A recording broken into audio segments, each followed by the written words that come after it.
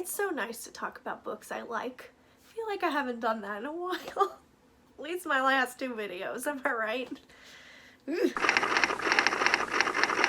Hello everyone and welcome back to my channel. My name is Alyssa and today I'm talking about my favorite books of 2020. 2020 was a really good reading year for me. I read 38 books, which is probably the most I've ever read, ever. I have 6 books here that I'm excited to talk about and I can't wait to share them all with you. These are in order, favorite to super duper favorite. So let's get started because I am excited. Okay, so the very first one on my favorites list is Sorcery of Thorns by Margret Rodgerson. I really enjoyed this. This is about a girl named Elizabeth Scrivener who works in a library that is filled with books that come to life. They're kind of demon books. Some are really bad and do terrible things, and then there are some that are kind of just tricksters and all this kind of stuff. And it's her job to take care of them or transfer them from library to library because there's several in this world. However, wizards and sorcerers are considered bad news, so of course she gets tangled up with one and helping this one retrieve a very dangerous book. This was such an interesting and imaginative read. The world was really cool and I loved the library setting.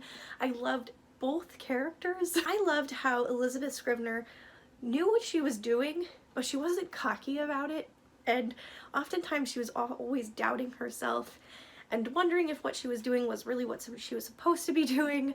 And I really appreciated that. I hate it when there are full of themselves young adult characters, and she was not. I really loved her character. I loved Nathaniel the Wizard. He was really funny and witty, and he was so sweet at the same time. The books in this were absolutely terrifying. I did not like most of them. And I just thought this was really neat. I wish this wasn't just a standalone. I wish this was a series, because I really would love some more from this character. This world, it was just so good. Highly recommend this one if you're in the mood for a standalone fantasy that will just blow your socks off. I just dated myself with that phrase, didn't I? Okay, so number 5 on my list is Hollowpox by Jessica Townsend. I really loved this. This one was definitely the read I needed. The first book, The Trials of Morgan Crow, follow a girl named Morgan who is destined to die on her 11th birthday. But she doesn't do that. Instead, she's taken away to Nevermore by a strange character named Jupiter North, and there she is supposed to learn about magic and a gift, even though she doesn't even know what it is. I loved this one so much. This one and the first one are definitely my favorites in this series. I just thought that this expanded the world so much and opened doors to exciting and new plot points. It was also weirdly timely. There is a virus that has taken over, and there's also a lot of conversation and topical situations to do with racism in this world, and I just thought it was so good. It was very unique and very interesting, and I just love Morgan as a character. I love all the side characters. This one was so good. I feel like I can't say too much about this one because this is the 3rd book, but things happen in the ending of this book that have shaken me to my core, and I need book 4 yesterday. So cannot wait for the next one. I hope it comes out sooner rather than later. So fingers crossed. All right, the next one on my list is The Invisible Life of Addie LaRue. I really liked this one, obviously, because it's on my favorites. This is about a girl named Addie LaRue who is invisible, essentially. She made a deal with a dark entity and now she lives forever, but no one remembers her. So this book was really entertaining, and I keep thinking about it, and I keep thinking about how it would be to be Addie. And I definitely think this is a story that will stick with me forever, and definitely one that I'd like to reread knowing where it's going, I guess. So even though this one wasn't my favorite V.E. Schwab book ever, I still really enjoyed it, and I thought it was really entertaining. I really loved the character of Addie. I really felt for her in a way that I did not expect. There were times I was rooting for her, times I was screaming at her to stop doing what she was doing, and you just can't help but love her. The other characters in this book, however, I did not feel as much for, and one of them I was like, what is happening? And yeah, this book was really, really good. The writing was so good.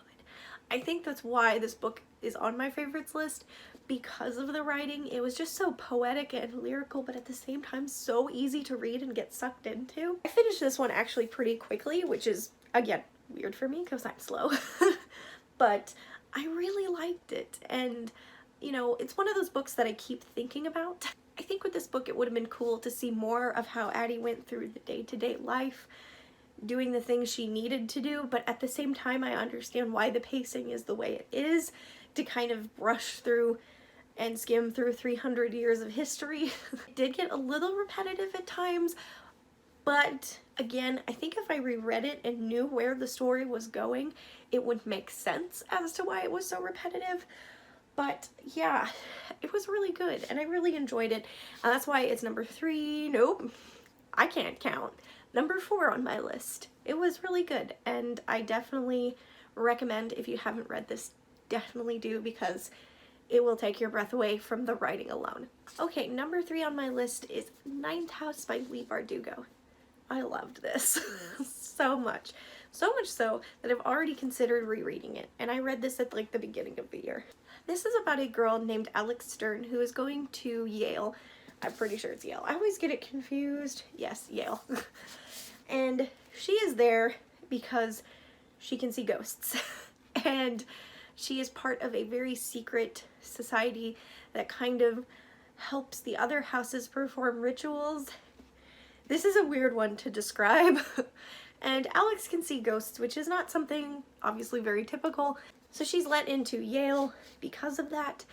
And there happens to be a murder mystery in this book, and it's just so well done. Leigh Bardugo is such a talented author, and I flew through this book and I absolutely loved it. I loved Darlington, I loved Alex, I loved all the other side characters. There were so many cool and interesting things within this school that were so cool to read about. I actually looked up a lot of what Yale looked like, and it was really cool to have a visual to go with the book.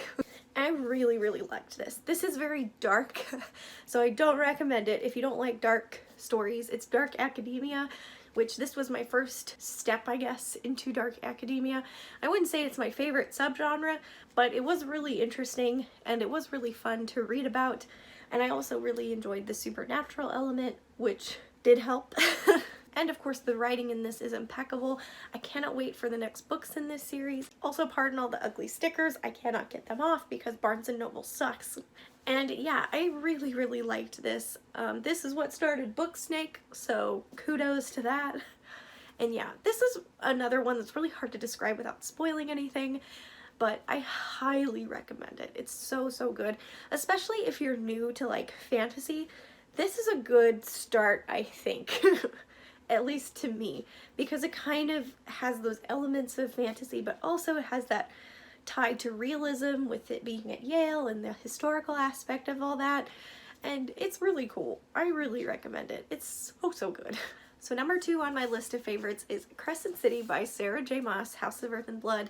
You know, this is like a side complaint, but why would you put the series name bigger than the title of the book? Because I believe the title is House of Earth and Blood. But for some reason, Crescent City is bigger, so that's really confusing. This is the first installment in a brand new adult fantasy series by Sarah J. Maas. This follows Bryce, who witnessed a terrible murder, and then the story jumps a few years later, and these murders happen again, and she is asked to help solve the case. And she gets a partner, who ends up being her lover, named Hunt, and together they have a mystery to solve, while going through a lot of trauma, trying to get through the stages of grief. This is so, so good. This is my favorite Sarah J. Maas book to date. It is right up there with Akamath. It's so, so good. I was pleasantly surprised by this. I had a lot of fear going into this because, again, I've read the ACOTAR series, and that was a steamy, steamy ride. So I assumed that her adult series would be even steamier, and it was not, which was wonderful. Yeah, there were some moments, but it wasn't the focus of the book, which was why I was so nervous. I really loved the world. There was a lot going on, especially in the beginning, but it didn't feel like that to me. I know a lot of people have said it's very info dumpy in the beginning, but I didn't see it that way. I thought it was a good balance between info dump and plot. I really liked Bryce. Bryce was a great character. She didn't feel too much like a carbon copy of Sarah J. Maas's other characters. Selena and Feyre, she didn't feel like a copy. She felt like her own person. She had her own tics, her own personality, and I was rooting for her the whole time. I felt so bad for her, but at the same time I was like, you can do this, girl. You can get through this. I thought this book explored grief really well, and the stages and getting through it and moving past trauma and, you know, coming to grips with what happened. And it was just such a good read. I even liked the guy character, which was not expecting at all. This book was a huge surprise. I really liked Hunt. I thought he was funny. I thought he was well-rounded. He didn't have just that brooding jerk personality. I mean, he was still a brooding jerk most of the time. But when you saw his character come out and when you saw that personality shine through, you're like, okay, he's not so bad. He's actually kind of cool. Although I'm still confused as to why all of Sarah J. Maas's male characters in all of her series happen to have wings. I don't understand what this theme is. I'm still here for it because I'm still trash for her books. Why don't the girls get wings? I don't know. But I really enjoyed this. This was really, really good. I thought the world building was super good. I thought that all of the different species and characters in this book all meshed together really well. Nothing felt out of place, which was another concern of mine. Again, I had a lot of trepidation going into this book, but it shocked me and surprised me in the best way possible. I already want to reread it, so that's saying something. But there are werewolves, there are vampires, there are chimera, there's fae, there's sprites, there's like elemental things. There's a lot going on in this book, but it all went together so well. Like nothing felt like it didn't belong. Like it meshed together so well and nothing felt out of place. Nothing felt forced. It was just so good. I absolutely love this book. Again, I already want to reread it, but I'm like, girl, you got enough books on your TBR you need to read. So yeah, I definitely love this one. That's why it's number 2 on this list. So good. And now for the moment we've all been waiting for, and drum roll please. That was a weak drum roll. And it is The Way of Kings by Brandon Sanderson. Who's surprised? Not me. This whole series, honestly, the series so far is on this list because all 3 of them are so good. Still reading number 4. I'm not even that far in. I've kind of been taking a break, but we'll get there. But I would definitely say the first one had made the biggest impact on me. I haven't binge read a series in so long, but I have binge read this one, well, as fast as possible anyway, for my slowness. This one is very hard to explain, but this is a high fantasy following a ton of different characters. There's also a war going on. There is a lot of political intrigue, a lot of high stakes going on, and there's just a bunch of different characters trying to make a way through this world and end up kind of coming to the same end. I've talked a lot about this book on my channel. I did a whole month of curated videos around this series. I absolutely love it. The characters are so likable. They're so relatable despite it being a fantasy. I haven't related to characters this much in a very long time. I feel like I myself am a bit of Shallan in some aspects, but I'm also a little bit of Kaladin, and it's crazy. This is definitely a long series. Each book ranges to about 1,000 pages. So you're in for a ride and commitment if you start this. But if I can recommend any book, it is this one. If I didn't read these this year, I don't think my year would have been as good. 2020 was rough for everybody, but reading this series gave me something to look forward to. It gave me something to immerse myself in when I was stressed or down. I could just escape into Roshar and just feel like I was part of the crew.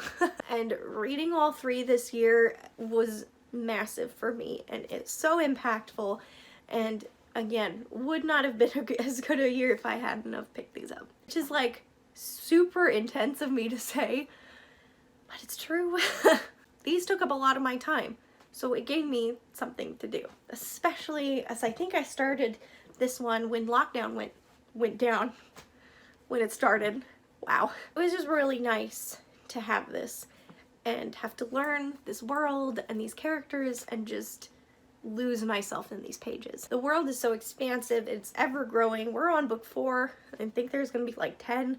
So it's ever growing, it's ever expanding, and the characters are just getting better and better. And that is why this, and the whole series essentially, is my all-time favorite this year.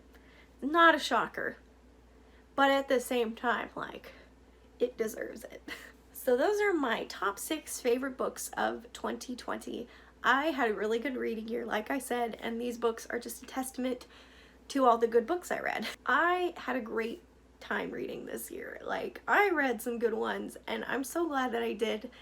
And I started my channel this year. I think most of these got 5 stars, if not 4. So definitely a big fan. Let me know down below what your favorite book of the year was, of course. And don't forget to subscribe. I come out with stuff every week. And leave a thumbs up if you enjoyed this video. So I will see you very, very soon in the next video. Bye-bye!